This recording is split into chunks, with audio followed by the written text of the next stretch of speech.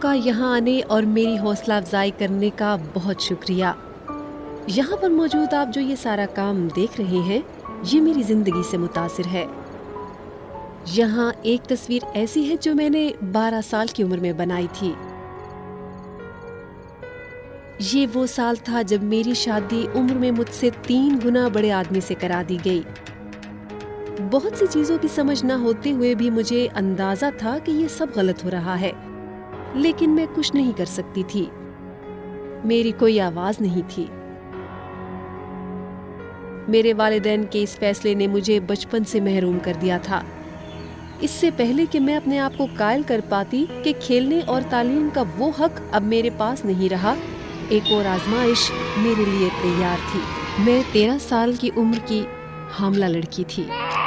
پھر اس کمزور لڑکی نے ایک کمزور بچی کو پیدا کیا۔ اس وقت میری زندگی کے صرف 3 ہی مقاصد تھے: مشین کی طرح گھر کے کام کرنا، بات بے بات تانے سننا، اور میری بیٹی۔ وہ ہمیشہ ہی بیمار رہتی تھی اور ہمیشہ ہی اس کو بھی میری غلطی قرار دیا جاتا تھا۔ ایک رات میری بچی بیمار تھی۔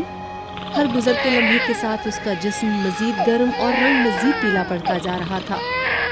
میرا دل بار بار کہہ رہا تھا کہ کچھ برا ہونے والا ہے۔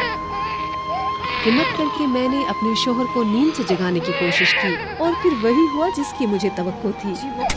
اس نے ایک بار پھر مجھ پر ہاتھ اٹھایا۔ میری بیٹی جو کچھ دیر پہلے زار زار رو رہی تھی، ایک دم سے رونا بند کر چکی تھی۔ وہ میری گود میں بے سدھ پڑی تھی۔ انہی سوچوں کے بیچ مجھے اخبار میں پڑا ہوا ایک اشتہار یاد آیا، جس میں تشدد کا شکار عورتوں کے لیے ایک ہیلپ لائن نمبر لکھا ہوا تھا۔